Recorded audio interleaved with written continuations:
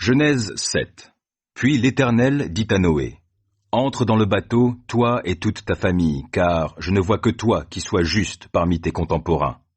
Prends 7 couples des animaux purs, 7 mâles et 7 femelles, et un couple de tous les animaux qui ne sont pas purs, le mâle et sa femelle.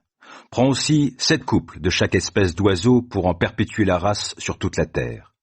Car dans 7 jours, je vais faire pleuvoir sur la terre durant 40 jours et 40 nuits, et j'effacerai de la surface de la terre tous les êtres que j'ai créés. » Noé fit tout ce que l'Éternel lui avait ordonné. Noé était âgé de 600 ans quand le déluge vint sur la terre. Il entra dans le bateau avec ses fils, sa femme et ses belles-filles pour échapper aux eaux du déluge.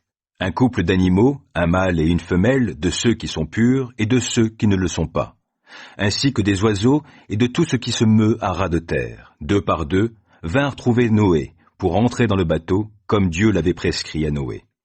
Au bout de 7 jours, les eaux du déluge s'abattirent sur la terre.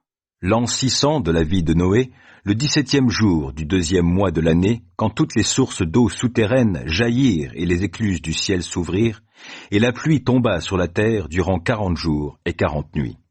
Ce même jour, Noé entra dans le bateau ainsi que ses fils, Sem, Cham et Japheth, sa femme et ses 3 belles-filles. Avec eux était entrée chaque espèce d'animaux sauvages, de bestiaux, de bêtes qui se meuvent à ras de terre, d'oiseaux, de petits oiseaux et tous les volatiles.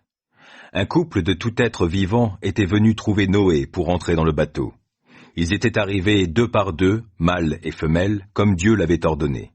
Puis l'Éternel referma la porte derrière Noé, et le déluge s'abattit durant 40 jours sur la terre. Les eaux montèrent et soulevèrent le bateau, qui se mit à flotter au-dessus de la terre.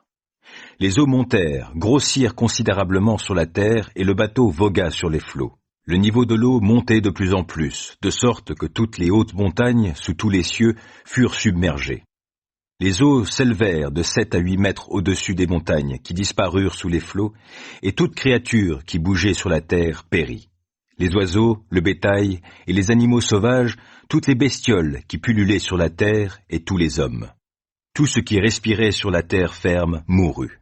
Ainsi, l'Éternel effaça de la surface du sol tous les êtres vivants, depuis l'homme jusqu'au bétail, jusqu'aux animaux qui se meuvent à ras de terre et jusqu'aux oiseaux du ciel.